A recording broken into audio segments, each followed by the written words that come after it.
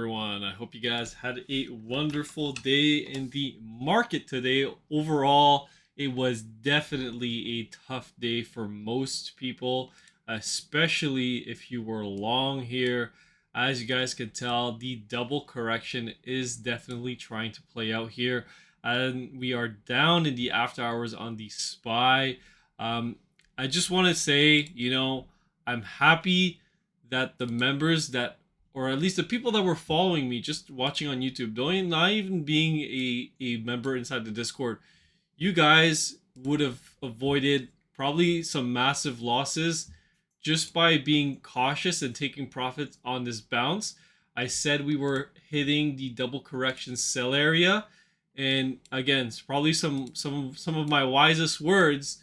And you didn't even have to take the short. Just take profit on this small bounce because it's a very high risk environment that we're in. We're in a downtrend at the moment, and it looks like it was the right call as the markets melted down. Again, for the members, I'll just show you guys really quickly.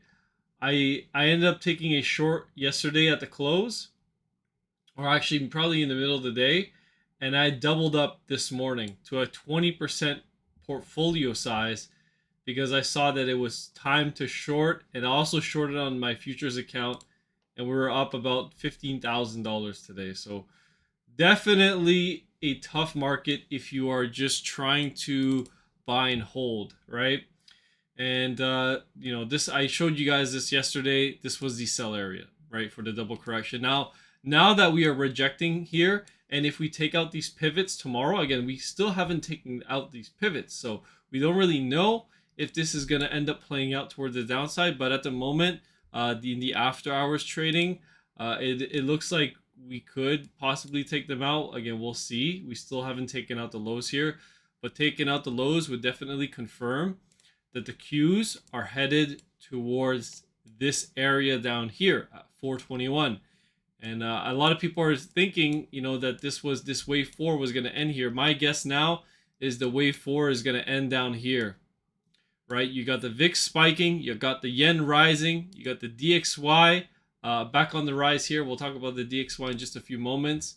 People are could be a little bit upset because I've been saying we'll see more upside. Again, I think even when we get a correction down to these levels, we could actually have a bounce all the way back up, right? And even make a nominal high. That's still possible that we could rally into elections. I know the perma bears are really, really bullish right now. Or maybe not as bullish, but the perma bears are bullish on their trades, or they're getting super bearish even more now, I should say, not bullish. And again, they're probably going to be right until we get into this area. When we get into this area, they're going to probably say something like, oh my God, look, the NASDAQ is down 15%. You got to go all in on your puts. All in. It's time to go all in. Whole stack short now. Now that we've been wrong for a whole year and a half, shorting this whole thing, it's time to go all in. That's probably when we're going to get a bounce, right? So just be patient with it. The RSI on the daily is pretty oversold. 4 hour, you got this big down day, but again, if you take out this divergence, I think we need to take out this pivot here and erase divergence, and then you'll find a final low in this Y leg. So ultimately, that's what I'll be looking for. Let's continue on here. So again, it's been playing out beautifully. Again, I can always get things wrong, but looks like these last two trades have been on point. Nailed the low, nailed the high. I don't know if we're gonna keep nailing it. Maybe this streak will come to an end. But let's see here. So I'll show you guys market cipher as well for the NASDAQ really quickly. So you could tell that today, right around the highs, we started to lose momentum. We printed a red dot, and right around here, before the sell-off started, I could already tell that we were most likely going to continue down. Now we printed a new daily candle showing a red dot and a -3 on the dual band strength index, showing that we're going to get some more downside. 4 hours, or you talked about the 4 hour. You could talk about the smaller time frames, like the 24-minute, getting into some deep red money flow here, showing that we're going to get some more downside. 12-minute, these bounces. People are thinking, oh my God, it bounced 50 basis points. The low is in. You know, almost 1%, almost in 100 basis point bounce, and then all the way back down again, back 95 basis points from that bounce. So these bounces are to be shorted, sell the rips, right? So that's probably going to be the name of the game here for the foreseeable future, for the short term, for maybe in the next couple of weeks, because we're breaking the weekly cycle, guys. You need to accept that we can't always go up. You know, I was very bullish, very bullish on this market, and I told people I'm gonna get bearish when the time is right, and the time is right now to get bearish, right? You got Amazon earnings that are down in the after hours, 7.5%. Oh my God, we're gonna have to see how everything opens tomorrow, right? It's not really the after hours that matters. It's how the open and close, and we'll see how the market closes tomorrow. On Friday, we got non-farm payrolls. Things can change. Apple is up in the after hours, 71 basis points. They beat on all metrics, EPS and revenue, doing well. But you also have like some major semiconductors here, like Intel. Where's my Intel?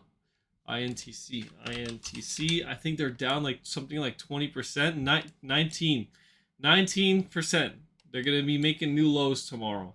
So this whole thing was a connector wave, and you're gonna get even more downside. And if this connector wave is correct, it means Intel could be headed towards bankruptcy, which I don't think they're going to. But this earnings was pretty bad. Miss on revenue and miss on earnings. EPS. So the semis also, the SMH, sorry, not SMH, the SMCI also took out this pivot here, which means this whole thing is a connector wave for a double correction, and this is going to head down most likely towards these levels here. I can give you guys a target. I'm pretty sure this target is the one that I had here. Yeah, there you go. So that's your target really. For actually, it's much lower. It's the connector wave usually goes down to the 236, so it's heading down to 320 on the SMCI, right? It's not a guarantee, but that is the target for this connector. So you should probably get an ABC, right? Eventually you'll get a B wave bounce and then another leg down. It's got earnings too, so maybe it bounces on earnings like AMD does, right? AMD looks like it's just so bearish at the moment. It just can't hold anything up. Looks like this was the B wave bounce, connector wave, and now it's gonna crash all the way back down here. And if this is the B wave high already, then you ultimately want to look for the target, right? The target for the C leg. So the C leg target should be somewhere around right here, right around 103 actually. So it actually comes in line perfectly with the larger buy area that I have. So there you go. There you go, guys. That's your target. That is your target. So boom, 102. Very, very bad for AMD holders at the moment. Taking a look at Apple, just cover Apple really quickly. So Apple, the target is actually 212 and 209, but it looks like we truncated and we're not going to hit that. But again, we don't know how the market's going to open tomorrow with an on-farm, I believe. Tesla, I warned yesterday, Tesla, I was not longing Tesla here just because I did not like the price reaction and the structure. And if it is only 3 waves up, then ultimately it's a connector for a bigger drop, right? This entire bullish scenario, this setup, can fail if we don't get a 5th wave. We need the 5th wave. So again, it's still valid for now, but I just don't like the structure, so I'm not longing it. And if it ends up being bearish, then we're going to go back to the hundreds here. NVIDIA's in the buy area, but ultimately, if we take out this pivot here, then it's going to do a double correction as well. And if this is going to lose the 5th wave, usually if the top is in and this is done, then ultimately you're going to come back down to the 75 level or the 80 level, right? You're going to lose this whole 5th wave. It's going to correct down. The SMH also very weak. Semis, like I said, when the semis are strong, there's nothing wrong. When the semis fail, you better bail. Ended the 5th wave on bearish divergence. This thing could be done as well. It's going lower in the after hours. All right, let me cover a few more things here. So let's take a look at some other names. We'll take a look at the TLT. So again, if you guys have been following me for, probably quite a bit of time, you would have known that the yields are going down, not up. Watching a lot of bearish people on the market, yields are going up. They're going to spike up, and that's the reason the market's going to go down. Incorrect. The market is going down and yields are going down, right? The bond prices are spiking higher, and I expect the bond prices to continue up.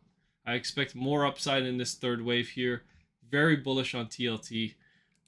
We'll take a look at the DXY. So the DXY could either be done with the truncation on a wave 2, or you might want to look for a different target for a double correction towards the upside. Yeah, wave 2s, as long as it's a corrective wave, you can double correct towards the upside. And if it does end up playing out like that, if it does something like this, WXY, then ultimately you're gonna get a pretty nasty move up in the DXY, and that's gonna be bearish. That's gonna be really bearish for the market. You're gonna be coming up to 105.292. So that would be the next target here, because you can't use this one anymore due to the wave structure. It's changed, so you'd have to call the next target for the double correction up here at 105.29, or sorry, 105.292. So that's basically it. If it wants to extend higher, then that's it. If it doesn't, and it wants to do the 2-wave ended here with a truncation and a 1-2 setup towards the downside, then that should help the market technically. But we're getting a bounce here on the DXY, so maybe the DXY surprises tomorrow. It spikes up tremendously, and we get this other leg down here in the Nasdaq. And my goodness, the Qs just can't hold their own, and that's why I shorted here at the highs and I doubled up. And the reason I doubled up on the smaller time frames, you could just see so much selling from smart money. Smart money is unloading into the suckers rally. This was a suckers rally. Whoever bought into this thinking the lows are in, we're headed back up to 500, the 500s right away. I just couldn't see it right now. I just couldn't commit with all this selling here. So that's why I was short at the highs here, and we're gonna ride this down. And if we can ride this down to these levels here at 422, 421, it's gonna be an amazing trade. It's gonna be a huge winner for the year, probably the biggest trade of the year. But we'll see. Well, again, I don't know the future. I can't promise anything, and I don't know if this is really gonna play out. Let's continue on here. We'll take a look at some other individual names. So we'll cover Roku because we do have some call options on Roku, but I don't know if they're going to pay out tomorrow given the current scenario here. And we took out this pivot, so maybe it's a gap up and it's a sell into the open. So maybe you'll just take a break even or some slight profits on the call options if we do get any profits out of them, because today was a hard day across the board for technology. It was not the time to be long. I still don't think it's time to be long the triple Qs. I will let you guys know. Like I said, I will let you guys know when I get short. I will let you guys know when I get long. When we hit these levels here, I will let you all know inside the Discord if I get long the triple Qs, right? And really, we're just correcting this whole move up. This whole move is a wave 3, very bullish. And now we need to correct the move. So now we're correcting it. When the technology is unwanted, and I hear talks of a crash coming, maybe around here, maybe we can chance a long. Or again, chance. It's not a guarantee that I will long. Maybe I'll just hold on to my short if things are really getting out of hand. But you never know. Let's talk about the IWM very quickly. So the IWM also doing this flat scenario. So there's a possibility that the IWM plays out in a flat and bounces with tech as well. But it's also very possible that the top is in here for the IWM. Just based off this candle here, like I said yesterday, we were up so much and we just lost so much of those profits were erased on a sell-off. And today, look at this move, from the peak to trough here, you're down almost 6% in 2 days on the IWM. So to me, I just it almost hit the flat sell area, so that's close enough for government work. Now the next buy area is down here at 212, and it's possible that we could find support here.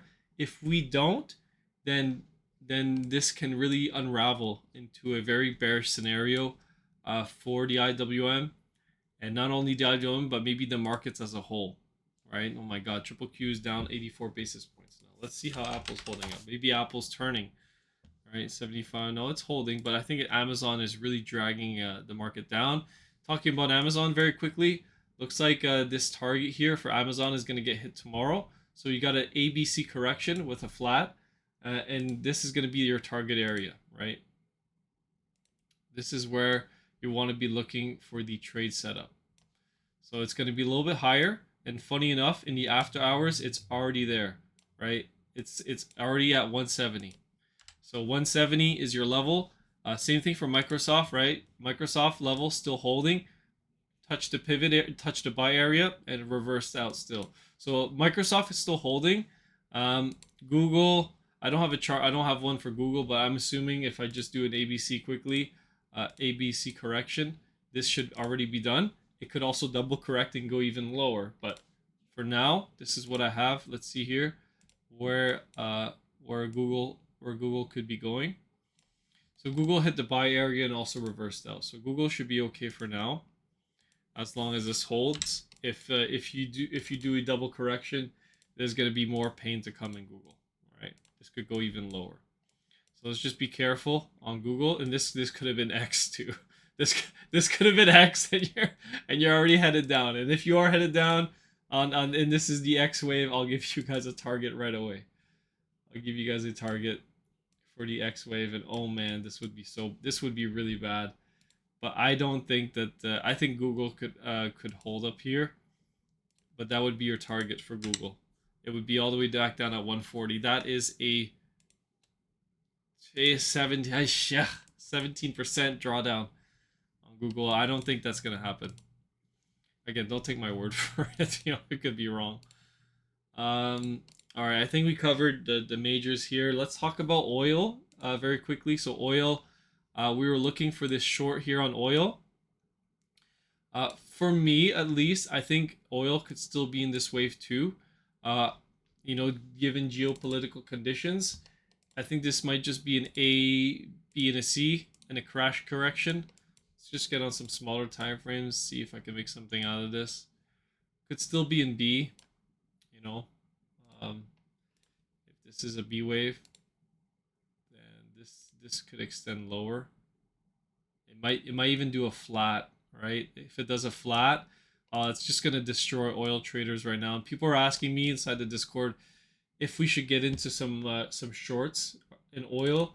I'm just gonna hold off for now. We closed our short position on oil. We're short from the highs here at 84, 85. And I just don't think it's a good time to get into an oil short position just yet. I'm just going to be patient and wait to see if this flat, if this flat ends up playing out. If the B wave ends here, right here, then I'll give you guys a target right away where this is going to go.